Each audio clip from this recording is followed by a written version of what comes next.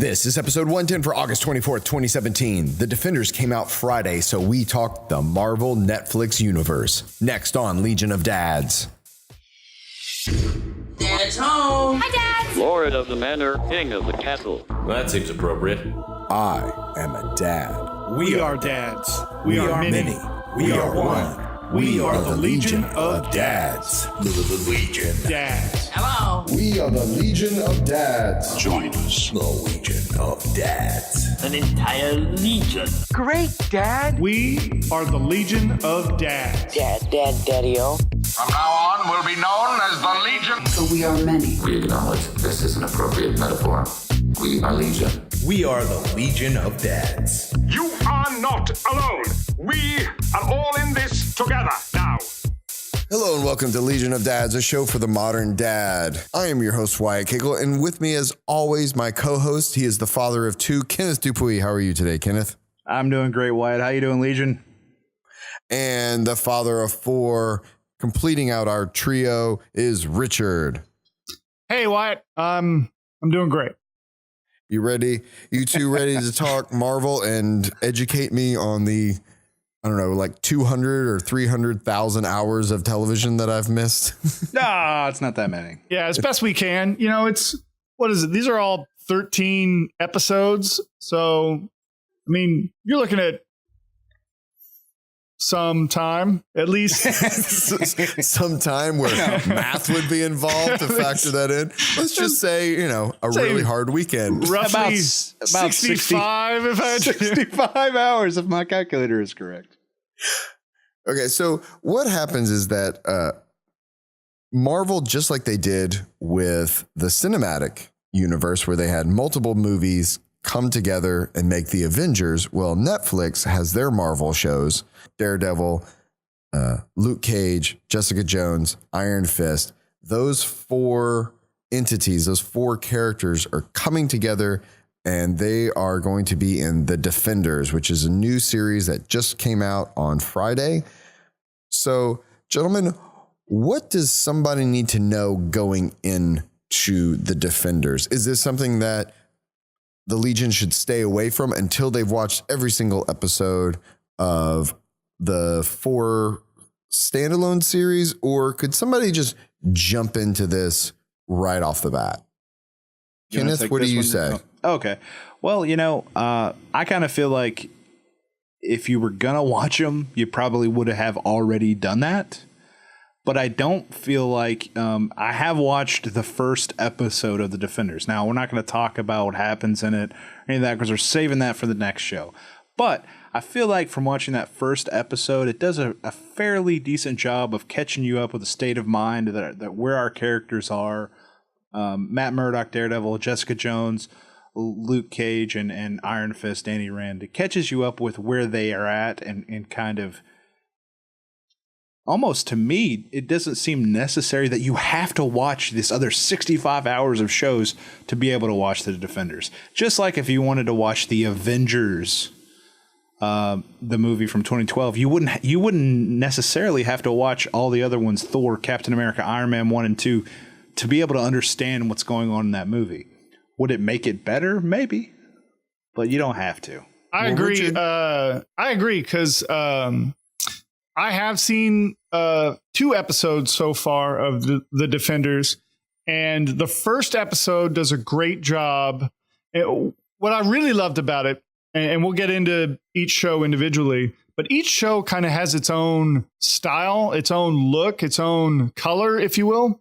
Not even if you will. They literally have their own colors. And the first episode of Defenders, like, they're all... I mean, Luke Cage has his yellows and his soul music, and he's from the neighborhood, and that's exactly where you pick him up. Jessica Jones, she's very blue. Her segments fit her color scheme. Same thing with Iron Fist and Daredevil.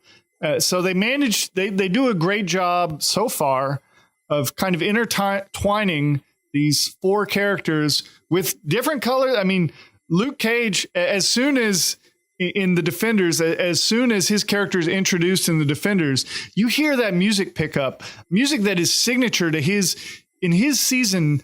the music played a huge role in Luke Cage, and it's the same in Defenders. So you can jump right in and kind of pick up the subtle notes, that they're laying down for these characters. And I feel like keep it they with do the music pun, because we get it, Richard. Yeah.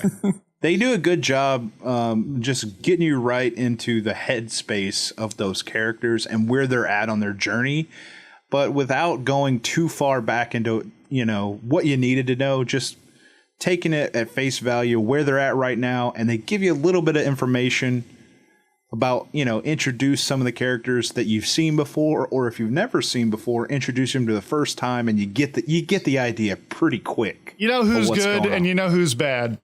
Exactly. Okay, well, that's a great place to start. So I would say, Legion, if you are interested about going back into these series, you know that you could either jump into Defenders or you can go back. If you have no interest in going back from this point on, it's going to be spoiler territory because we're going deeper into these series.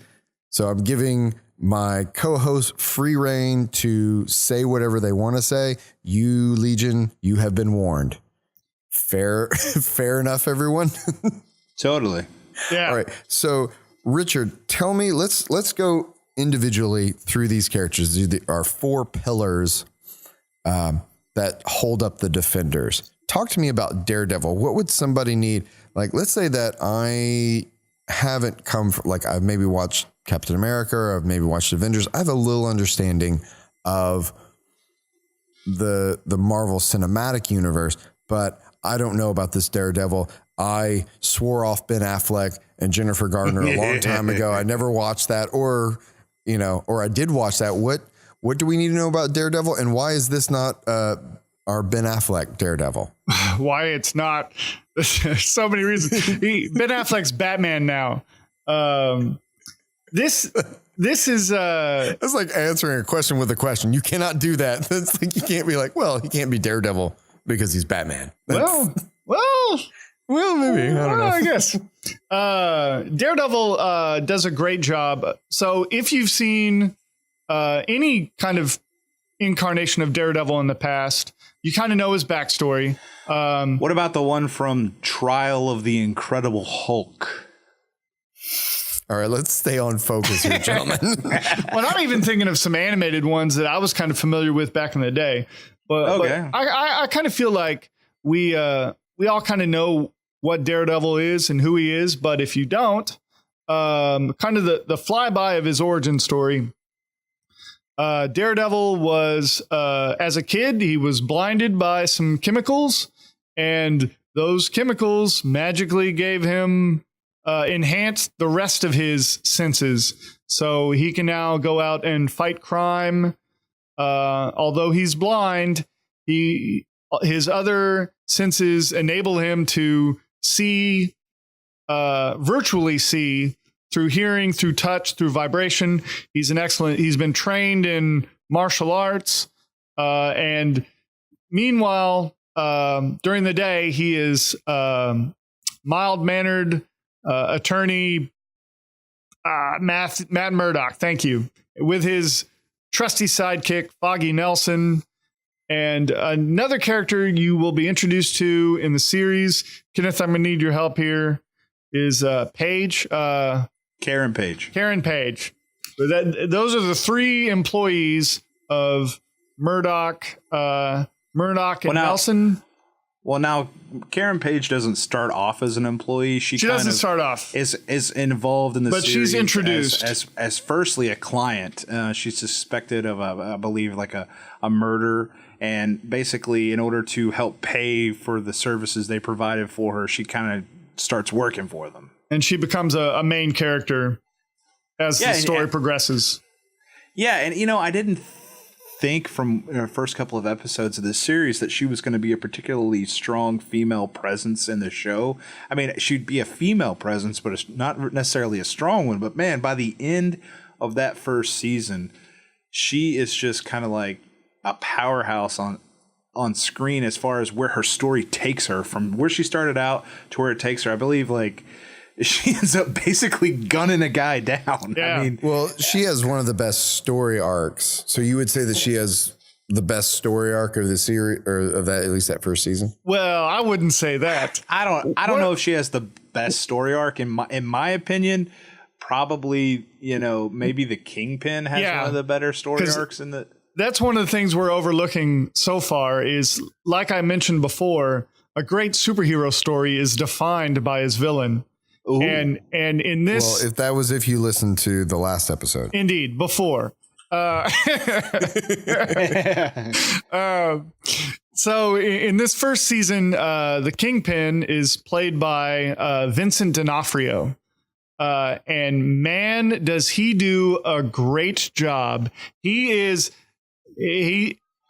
is another great Marvel villain that we get to see through this Netflix series. He's a memorable villain. He's not, when you look at Marvel villains, you've got Loki, and geez, I don't know, Red Skull, Thanos. Yeah, well, and we've yet to really see him in play. But a lot of them are forgettable. The Dark Elf, whoever he was. You can't even remember them right now. That's right. But Kingpin, I mean, he literally leaves an impression. Do not interrupt his date with Vanessa. That's right. He comes on screen and he really steals the show. I think they did a really good job of not only giving you the backstory of Matt Murdock and how he came to be where he is today with, the incident that happened with the blindness and him gaining the heightened senses. And you see the unfolding of how he actually becomes, this vigilante, and he has this really, just streamlined black ninja suit almost.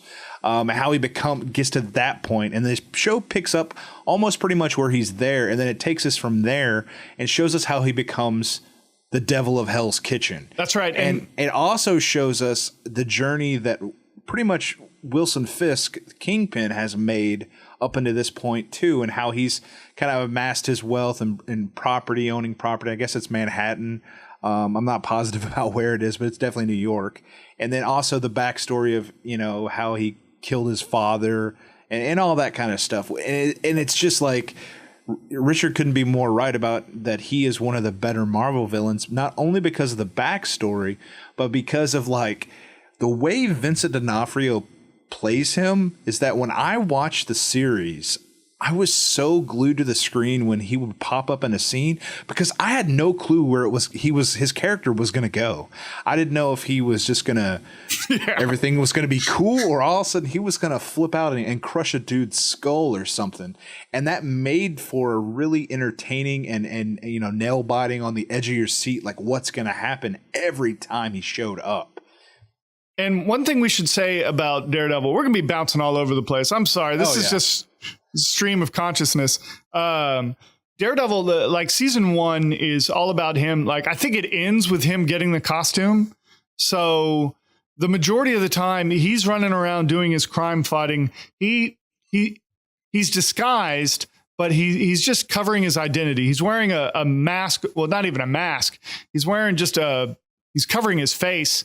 And what the outfit, because I've watched the first season or so of Daredevil, the outfit it's like a spandex tracksuit, something. It's not with cargo pants, and then it's very reminiscent of a mask on top. It is nothing. It's something that he went down to the sporting goods store and bought all this stuff and went, yeah, no, that works. It's not a tactical superhero style suit at all. It's not, Ben Affleck's leather jacket. It's not. No, it's not that either. And he just gets the thing that I really love about the Daredevil series, especially that I've seen, and looking at like season 2 with the Punisher coming in and with Elektra coming in and just some of these other elements that come in. The first season's brutal.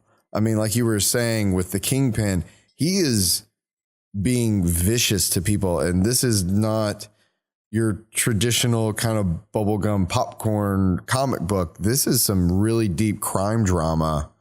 Yeah, I mean, Kingpin is as threatening physically as he is with his politics and the way he tries to defeat his enemies in the, you know, whether you want to call it the political scape or the, you know, the gangster way of running things. He, you know, without being physical, he's just as intimidating as he is when he's physical on the way he handles things. And now what I've seen in some trailers, it looks like Kingpin may make some kind of appearance in Defenders. Oh, he makes an appearance, yeah. Oh, okay. So that, well, that's great. So it sounds like just like in every good story. You said Defenders. I don't know about Defenders. Yeah. I'm sure he would, but he does pop up in season 2. I'm sorry.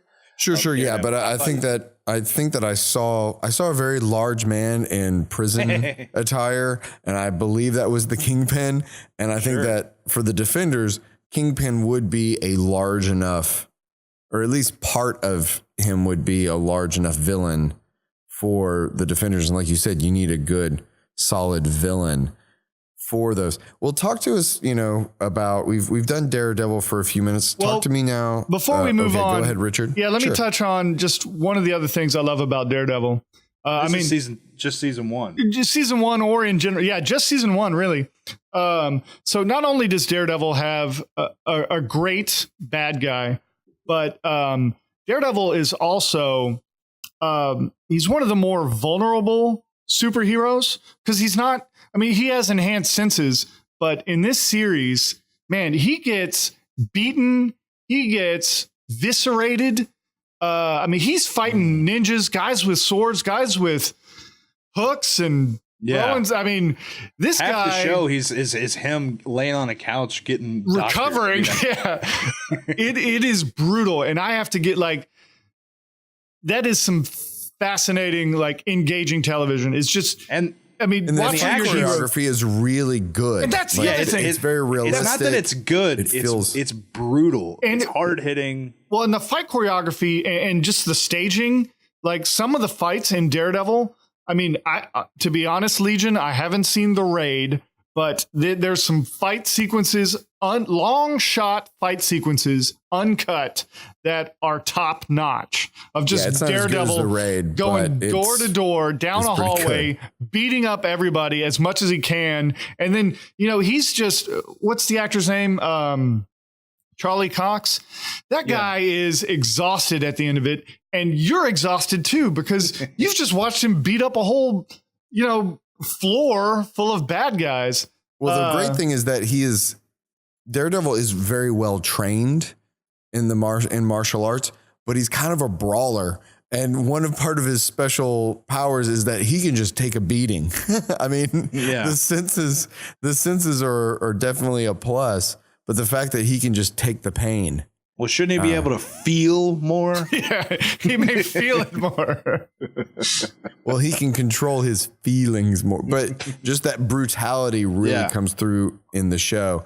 And I have seen The Raid. I wouldn't say it's that level, but the guys in The Raid have a lot of, you can tell that their martial art experience extends for decades, but still for a Netflix show, Daredevil cannot be beat with the choreography. It is beautifully done, and and I think this show does a pretty well balance of building kind of this overarching story of trying to take down the Kingpin, both in terms of the street level thugs and the violence and the drug deals and all that stuff, and then also with Karen Page, and then also she hooks up with this reporter Ben Ulrich, and they kind of try to take him down from another side of things. So I think it does a really good job of a slow burn build to kind of an explosion in the finale where it's just Matt and Kingpin going toe to toe, because Matt realizes that he can't stop him any other way. He's just got to take him out as the vigilante, or whatever you want to call it. Which I'm so over these comic book TV shows just using the vigilante word. Let's find a new word. I'm sorry. Everything's the vigilante. All right. Well, because they all are. I know, but it's always every hero is the vigilante. They They can't all be the vigilante.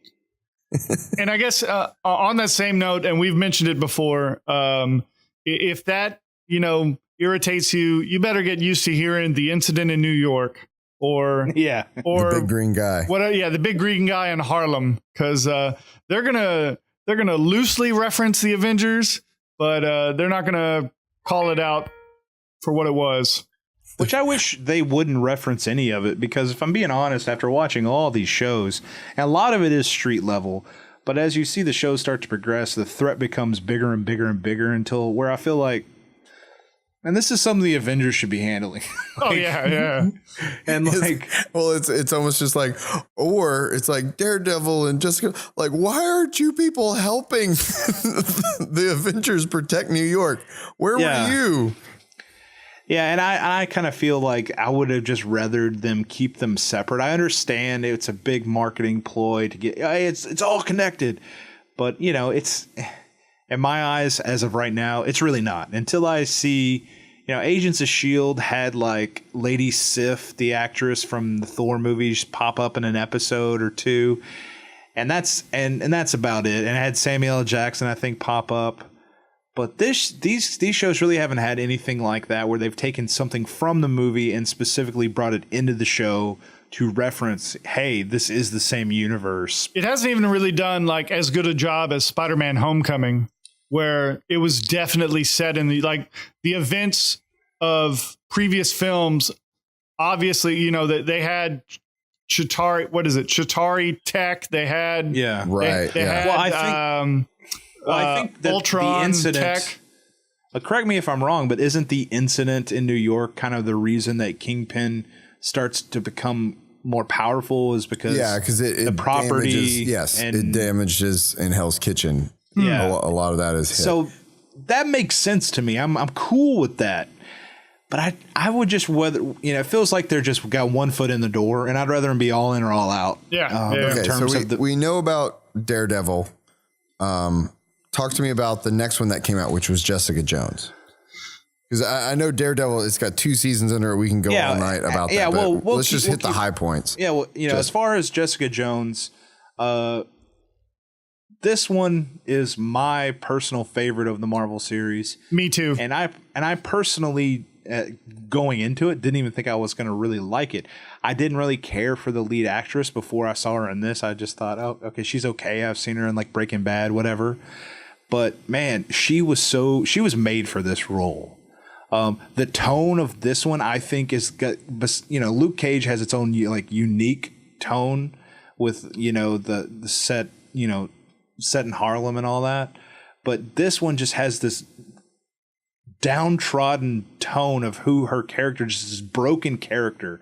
And then the villain they chose, the Purple Man, Kilgrave, played by David Tennant, is, I think, possibly maybe up until Thanos, which I haven't even seen, the best Marvel live action villain. I mean, he's so good and he's so evil. You like him so good that he's so evil. You like him better than Loki? Yes, I think that both those guys have great charisma. I mean, both the actors do and all that kind of stuff. But I just Well, put him up against Kingpin. Which one out of, Vincent D'Onofrio, or was it the Purple Man? Yeah. I mean, yeah. And here's kind of I don't think Daredevil could have taken down Kilgrave. well, I think he might be immune.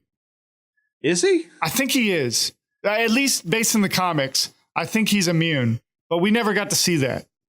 Because it's like a hypnotic thing? Well, all right. So let me kind of give you a rundown of the Purple Man, which we've been beating around the bush for a while. The Purple Man is he's David Tennant, but he actually has a superpower. One of the things I like about Jessica Jones is it's and going into it, just like Kenneth, we didn't know what we were getting into, because it's a story of a superhero, but she almost never see her use her powers. She doesn't want to be a superhero. In fact, yeah, she has left superheroing behind her. Mainly because of the Purple Man. The Purple Man, he is David Tennant, as I've said before, but he has the ability to, when he tells you to do something, you must do it. And they explain it through, there's some pheromones or something, but if you are in the same room with him and he tells you to do something, if he tells you to jump off a bridge, you have to go jump off a bridge. And anyways, long story short. But what's interesting about the way that they use his power is the way that he explains it. Long story short, cliffhanger. Yeah. Is that it wasn't going to be a short story. It's not just, yeah, that's why I interrupted you. It's not just go jump off a bridge. It's like, if he said that to you, it would be what you as your person thought was a bridge. Then you would jump off of it. So if you thought an overpass, car overpass, if you thought that was a bridge, you'd go jump off of that and you might not die. Well, and he reminds me of, and I forget this character, and I hate myself for referencing this movie, but in X-Men Origins Wolverine, there was somebody that I know. There was somebody that could tell you to do something, and when he told you, you had to do it. And at the end of that movie, he tells the guy to like walk until his feet bleed or whatever. And that's kind of what this whole movie is. You know what? I'm going to take that back. Walking till your feet bleeds? Was that Pippin? He can do that to you. I'm going to take that back. No, it was Mary. Imagine I never referenced this movie, but I just wanted to make that point. I don't want to connect Jessica Jones with the X-Men Origins Wolverine. X-Men Origins Wolverine is terrible. Jessica Jones is one of my favorite. Yeah. And I just because they took an idea and went, you know what, this is a good idea. It was just poorly executed. Yeah. in another film. What's great about it is I mean, put this power up against anybody. Put it up against the Hulk or Captain America or Thor. And these guys might they would have a hard time. I don't know how they would fight this guy. Even Iron Man would have trouble fighting this guy. And so. Well, yeah, because Iron Man has no will. I mean, maybe Captain America just because of willpower. Technically, Iron Man, depending on if they want to explain his suit as being airproof, he might be unaffected by it. But true. I think. Go ahead, Kenneth. I don't know the ins and outs of his powers, of who can be affected or not. But like you said, Daredevil might, but since it's like a hypnotic pheromone thing and he has control over his senses, he could be, immune to it possibly. But I think that one of the things besides the villain that Jessica Jones has going for it, besides everything we just talked about, is that it's got this real feel and a lot of similarities to like a noir detective story. Yeah. I mean, she's like hard drinking, hard talking. She doesn't want to do this. There's like a blonde in distress. There's some big man behind the curtain. And then it all leads into, and then you figure out through this story is that Kilgrave's been orchestrating things to get to her. And God, it's just so good when it's like, I don't feel like the other Netflix shows have kind of a get you hook like this show does, where I feel like if I was watching Jessica Jones, I'd be like, oh, I got to see the next episode to know what happens. But some of these other ones, I was kind of like, okay, I got to take a break for a day or two, or I'll watch another one tomorrow. And let me try to give you as spoiler-free a flyby as I can of her origin.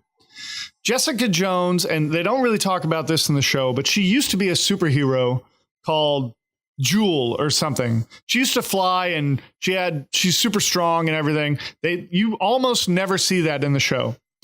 At one point, Jewel runs into the Purple Man, and just at a bar or whatever, and he gets his tentacles in her. He starts telling her to do stuff. And I mean, we're talking like some dark stuff, some borderline, like not even borderline. This is like, it's evil. It's evil. It's sexual abuse. It's dark stuff. That's why this comic book was actually written. It was published under, I think, Marvel Max, or it was under an adult line of comic books because the topics they cover. They didn't want people picking this up on accident. Yeah. So he was using her superpowers. He was using her physically, sexually. He was using her superpowers to his advantage. And that's who this guy is. He just uses people and throws them away. Well, she managed to get away at some point and has been trying to stay away from him. And she just knows that this guy is bad news, and everything around him is bad news. And so she's driven by, she also did some terrible, he made her do some terrible things. In the comics, she ended up fighting the Avengers. She blacked out. Anyways, so she is carrying around this weight of the terrible things that he made her do. And she was helpless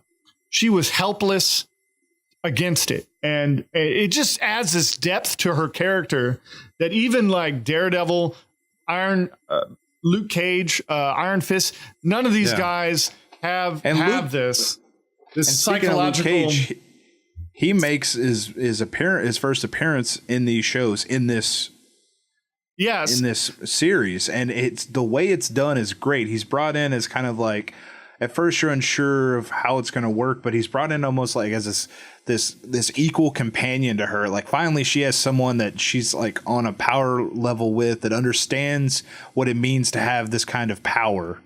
And then they, to be a spoiler, to give as much spoilers as possible, she ends up like kind of starting some kind of relationship with him, and then goes to find out that one of the things she remembers doing when Kilgrave had her in his clutches was she murdered Luke Cage's wife.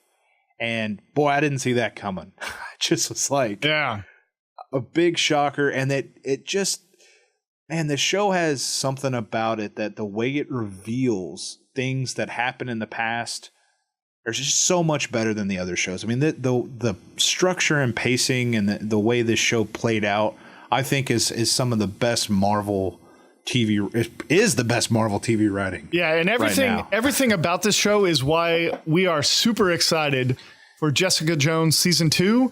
I'm excited just seeing her in the Defenders again. And like the fact that the Purple Man will be in season 2, like everything, it's all good. It is all good. So my recommend pick up one. If you had to pick one of these series to be like, you know what, I'm going to step into one. Let me put it sounds like Jessica Jones is the one to pick. Let me put one caveat on that. If you want to watch a superhero show, and we're talking costumes and fighting and ninjas and hallway fights and supervillains, watch Daredevil. But if you like, Jessica Jones is so much more than a superhero show. It's kind of like how Batman Begins has very little Batman in it, and it's just about this ninja guy. Now, really, that's more like Daredevil. But this show, man, and Jessica Jones. Like, The Dark Knight, where you're just like, you know what? This is not just a good comic book movie. This is a good movie. Well, Jessica Jones, this is not just a good comic book. Jessica Jones, this is a great series. I would compare Jessica Jones to like a Silence of the Lambs for comic book movies. Yeah. And, she's a great character because she's like, it's a great female role. And I know people would say that a lot, but she's just like this no holds barred ass kicking, doesn't give a shit what anybody thinks of what she does at the beginning, because she's so distraught because what she remembers she did. And it's all about control and how she can control what she does, and how she ends up just basically, in the beginning, she's in a hole because of it. That's where she wants to be. Yeah. And so I think it's this great empowerment piece, for females, because she is female, but for anybody, you can look at it and say, yeah, I can dig myself out. And, I think that, God, this is just like Wyatt said, whether or not you're just going to watch a superhero one or not, I would just recommend this as one of Netflix's, a reason to pay $7 or $10 a month to have Netflix. Okay. So you've got Jessica Jones. That sounds like the series to see if you're going to pick any one of these. But we were introduced to Luke Cage in this series. Now, Richard, I think you have a love and meh about Luke Cage Well, it's a in love. season 1? Tell me about that. Well, it's a love-hate. What I love about Oh, I didn't want to use the word hate. I figured that maybe that was a little too strong. I thought you were just like, first part, fantastic. The second part, meh. no, I'll say hate. Okay. Luke Cage, we first met him in Jessica Jones. We're kind of introduced to his power set. He is Power Man. Luke Cage is he's invulnerable. He's mostly invulnerable and super strong. Yeah, And his skin's like invulnerable. I forget what they call it. Yeah. It's got invulnerable. Yeah. Well, And- to a point. Yeah. You find Yeah. out later that that's not 100% true. And so what's great about Luke Cage, the series, is it's set in Harlem, and even like his villain, and again, the season is kind of split in two. There's the first half season villain, and then the second half season villain.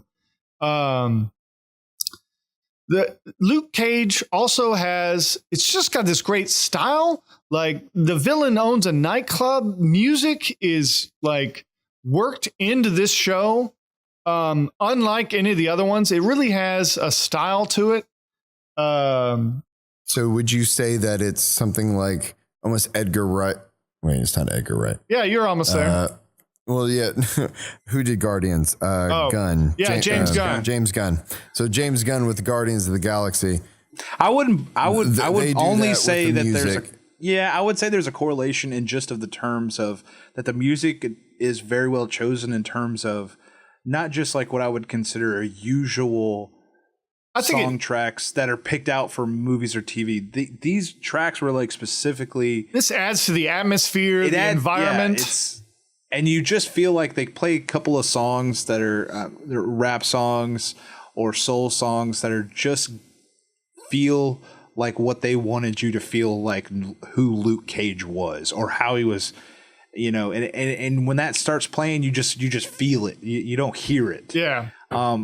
And I thought they did a very good job of introducing him in Jessica Jones so that you were really ready for this show to start. Yeah. And I kind of agree with Richard. I think what he was getting at is like this. Well, the yeah, series starts off pretty strong, right? Let me finish my thought there. So my issue with Luke Cage is you have these two villains basically, or at least there's a hierarchy, and I love that he was like he's a superhero and he's going up against these like street. I mean, they're above the street, but they're just normal bad guys, and I mean, just like up the ladder of a organization type bad money launderers, drug dealers, just real estate, just general bad guys. So you had superpower versus regular, it was kind of like a Lex Luthor situation, and I really appreciated that. Well, halfway through the season, they transitioned to someone else on the ladder, and for me, I didn't find, and they kind of changed that dynamic, and there's kind of a twist to that. And all of that tied together just didn't work for me. So I enjoyed season one with, or the first half with, what was his name? Cottonmouth.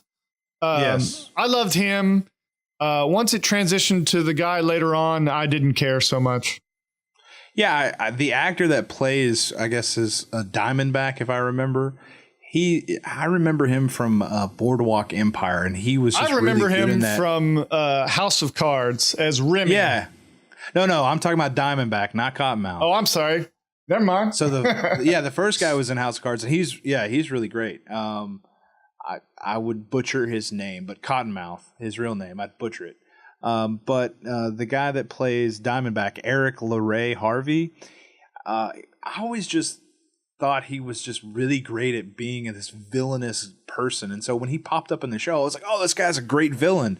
So I kind of took some of that into it. And in retrospect, I see what you're saying, like the way the twist worked out, where it was like, he's his half brother or something, and he gets this suit and stuff that gives him strength and everything. It's okay. But yeah, Cottonmouth was much more like kind of unpredictable in what he did, almost a little bit like Kingpin in a way. And I think that for me, like there was the I forget the name of the barbershop. It was like Pop's Barbershop or whatever.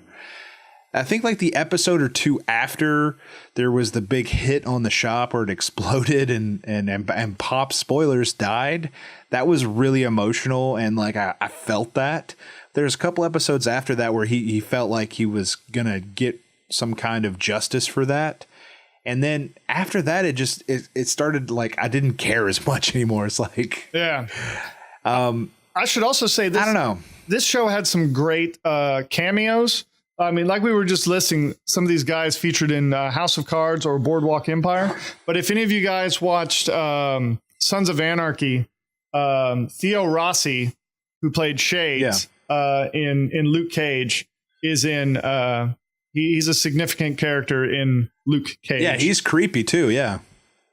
Also, one thing we haven't mentioned yet, and we could mention really at any point, is the one thread that ties all of these characters together. the Nick Fury of the Defenders is the night nurse Rosario Dawson.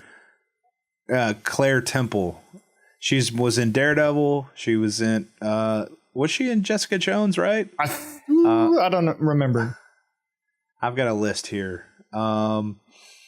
Okay, so she was in Daredevil. She was in Iron Fist. She was in Luke Cage. She was in all of them. She's in all of them. She's definitely she's going to be the one. You know, she works. She works in the hospital. She's the Agent Coulson. Yeah, she's the Agent Coulson. Exactly. She works in the hospital where these either the heroes end up or they're the people that they have beaten up end up. So she's just going to be like, you should meet my friend. Exactly. And that's exactly how it all works. Why don't you get together? You guys might have a lot in common. Yeah, I've been stitching up this blind guy. I know a invulnerable guy you should meet, and there's this chick that can beat him up and fly, and also this guy with a iron fist. I mean, she's. Let's talk about the guy with the iron fist. He's our fourth pillar. And I know Richard's favorite series. I actually like this one better than I liked probably Daredevil season 1. What? I don't hate this. I don't give this one as much hate as everybody seems to.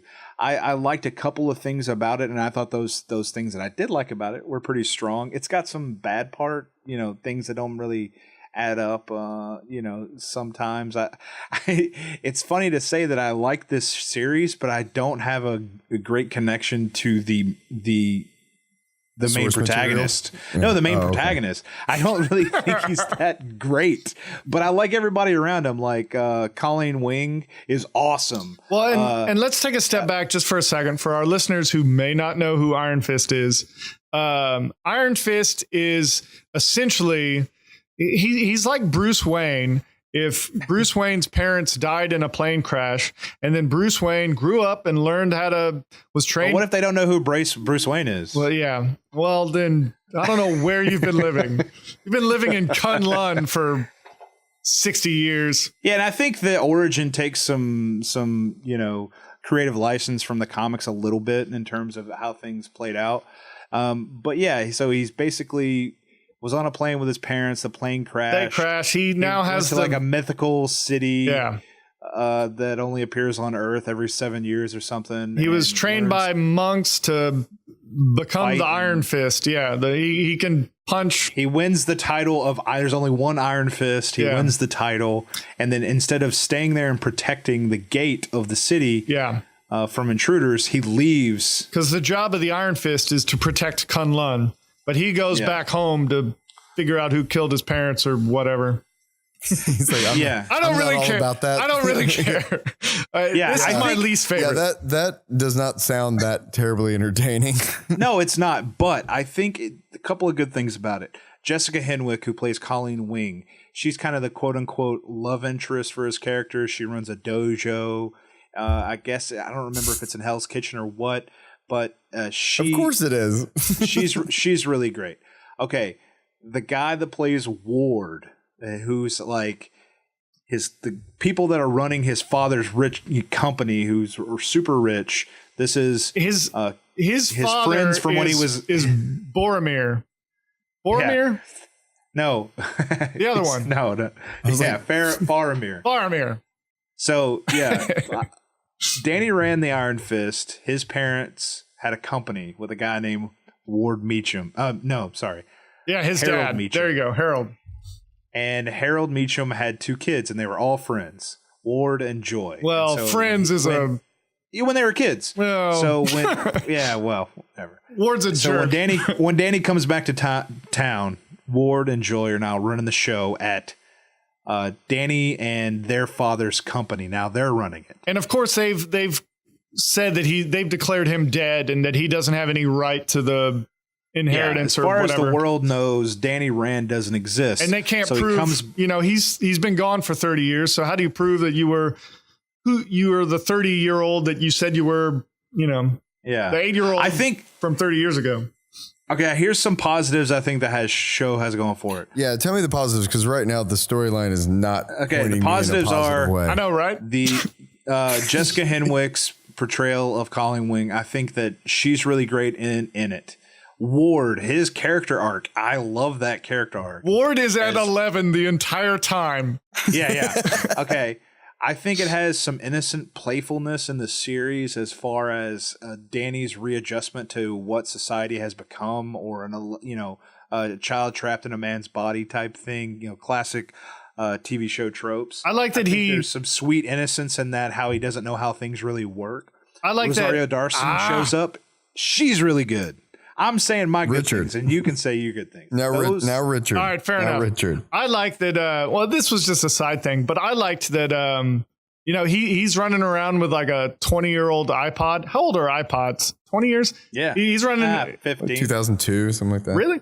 He's running around with like a 15-year-old iPod, like Star-Lord, with Wu-Tang on it. Yeah. Well, represent. Star-Lord has a Zune. Yeah, well, he does.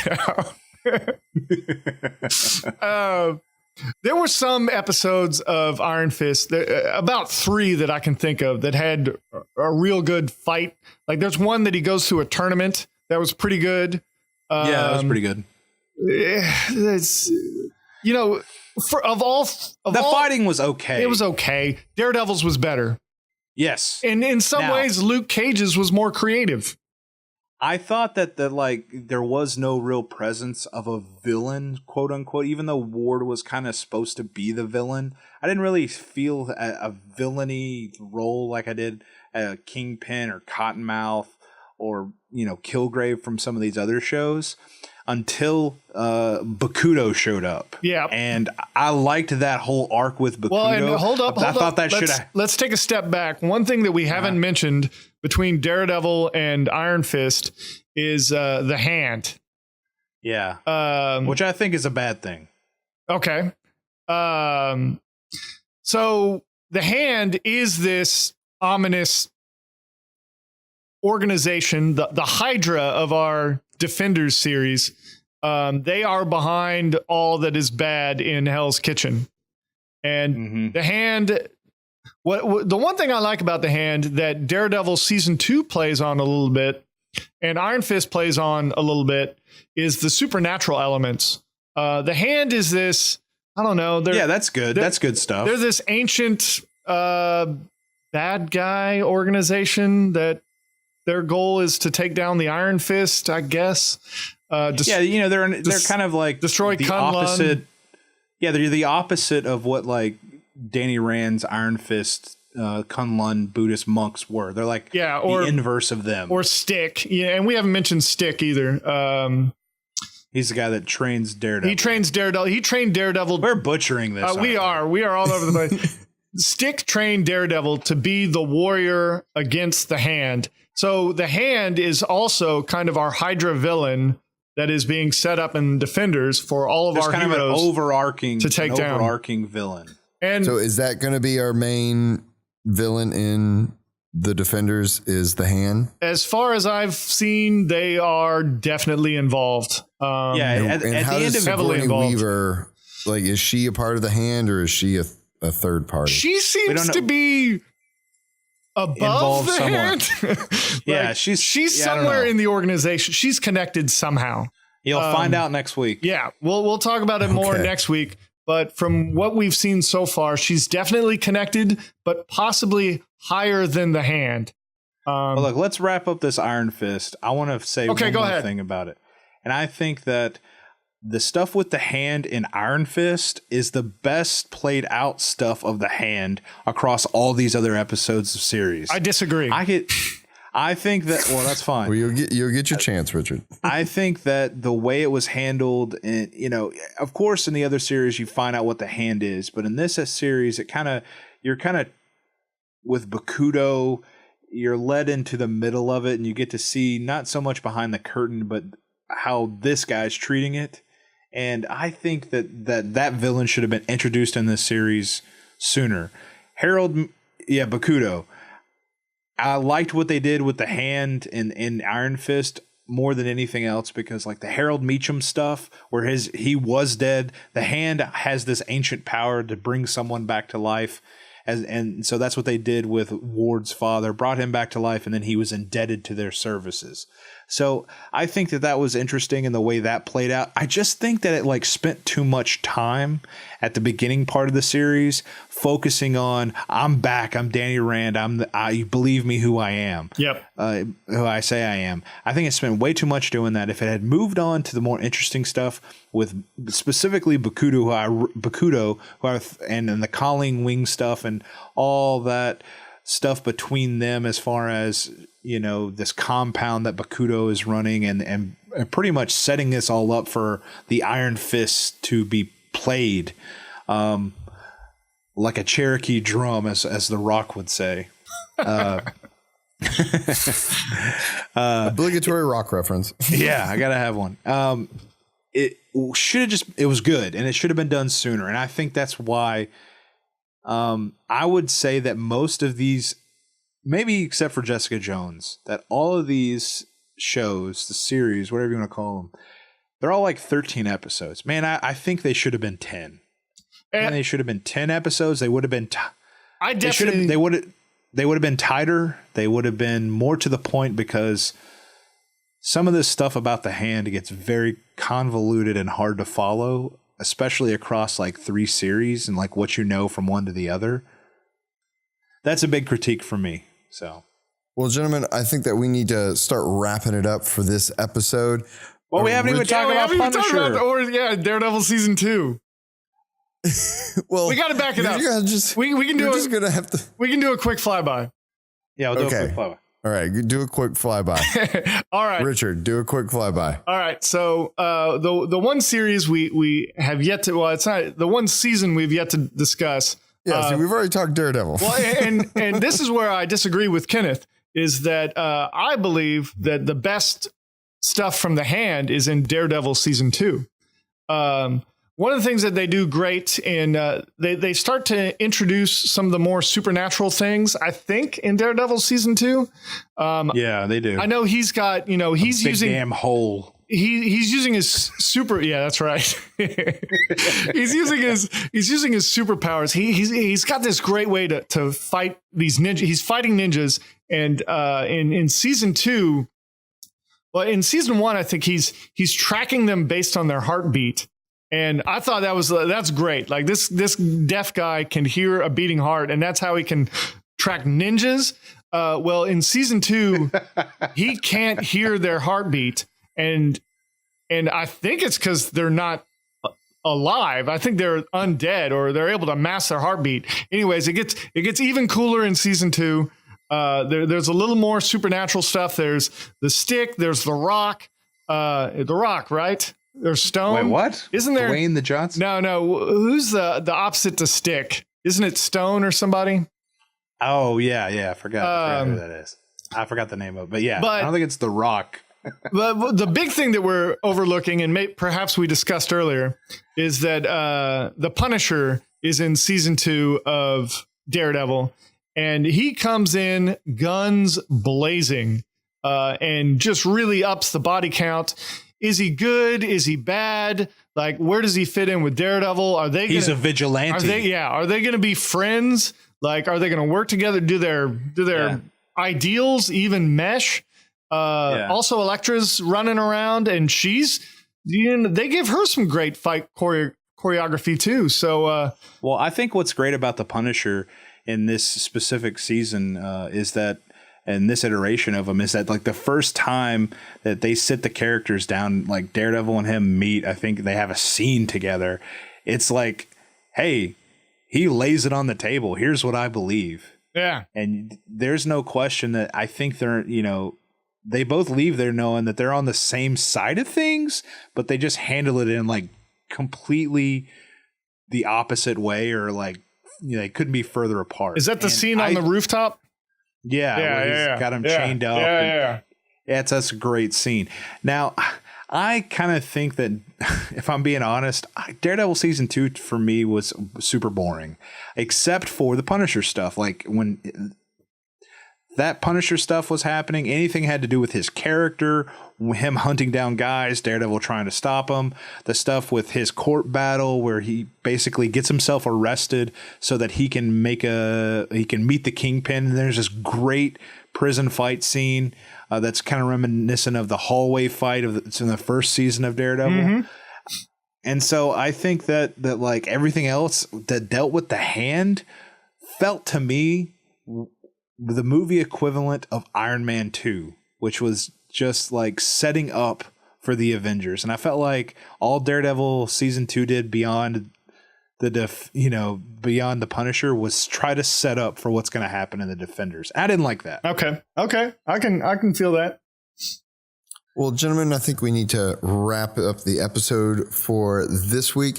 So, Richard, closing thoughts. What should the Legion know briefly going into the Defenders if we haven't covered it here? Anything pop in your head? Kenneth, you'll have your shot here in a second. But you're like a kid with your hand up, Kenneth. Like, no, I don't. I don't have anything. Yeah, Kenneth, do you have an answer that we haven't discussed?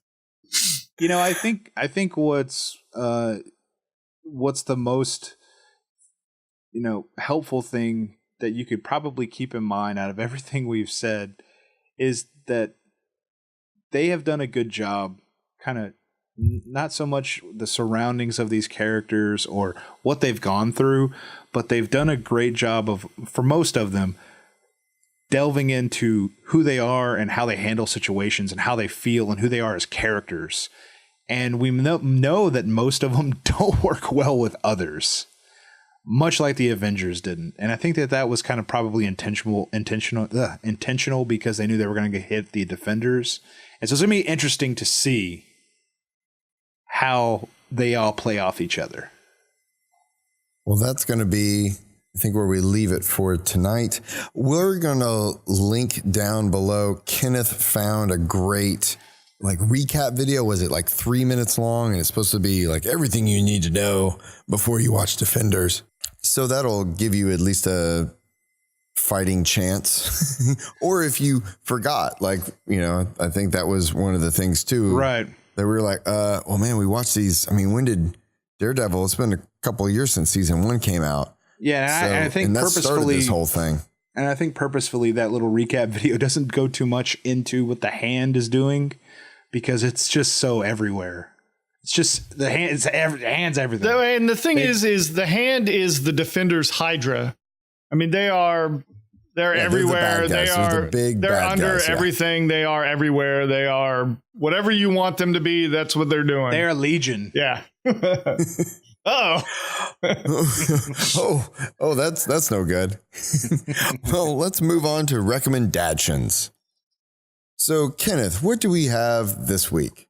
All right. Well, I'm not trying to stick into the theme of our Marvel shows, but this week I've got another YouTube channel that I've been subscribed to pretty much since, 2014, shortly after it started. And it's basically this Australian guy, I think he's Australian, who has does metalworking projects. It's called ClickSpring. And he basically did a series of YouTube videos from start to finish on how he made this super elaborate clock, all out of metal parts. I mean, this guy would go down into like how did the knurling on knobs, even making the screws and bolts and nuts, all from raw materials. So he has a lathe, he has all these machining shop capabilities, I guess, at his house or whatever, and he just does a great job not only with the shooting of it. I guess for an amateur shooter, this is some pretty good looking footage, but the way it's paced and the way he explains the processes, it's just so soothing. So if you need to sit down in front of your computer and kill 10 minutes while you eat a sandwich or something, this is a great little series to watch, because he walks you all the way from making the clock hands up through explaining how clock gears work and why they do, and it makes it make sense. Well, that seems really interesting. Yeah, all from raw materials. Very cool. All right, well, I'm gonna have to give it a shot. Does he have a soothing voice? I can't listen to it right now, but yeah, he's got. He's like I said, he's Australian, so he's got a little bit of that g'day, right. G'day, mate. But yeah, that was soothing. The worst Australian accent I've ever heard. Right there. Now that's a knife. I don't know. I'm not Australian. Y'all. Yeah, we've covered this. We hear Texans. Good day, y'all. Good day, y'all. Well, Richard, what do you have for our recommendation? Hey, so I don't know when we talked about this. Maybe last episode, maybe since the beginning. But we were talking about how expensive Legos have gotten, and mainly because of licensing and yada, yada, yada. Well, I found a link online where you can get just classic Lego bricks, just a box full of...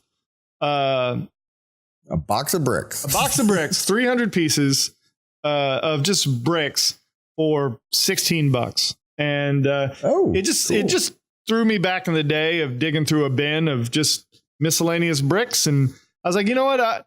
Because we go to Toys R Us and you try to buy a Lego kit and it's just ridiculously priced. I mean, you end up walking out of there with the smallest one because that's all you can afford.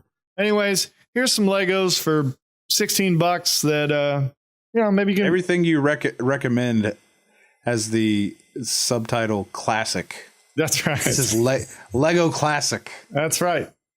Well, he's a classy guy. Yeah. So I just thought it'd be cool to share some. Here's some Legos. So yeah, that's great. Some basic classic Legos. I'm gonna swallow all the small pieces. There you go. Just step on them all. Just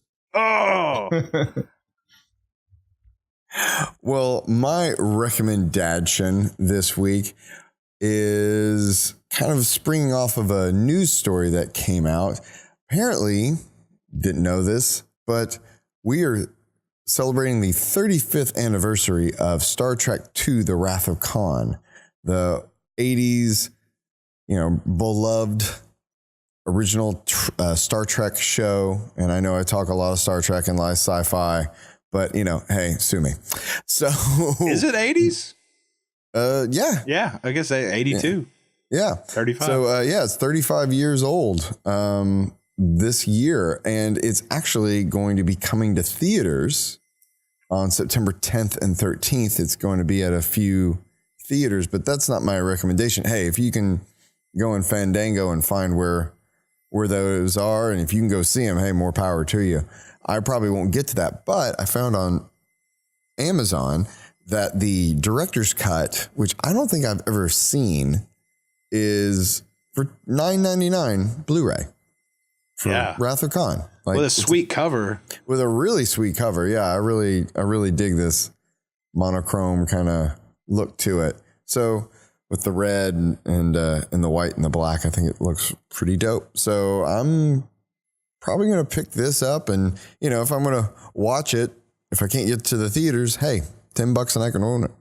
I can own it. So Wyatt, if I could pick this up, or say J.J. Abrams' Star Trek Into Darkness, which one would you recommend?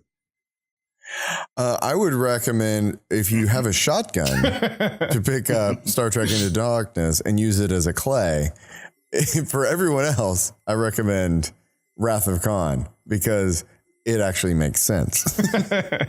It has a backstory to it.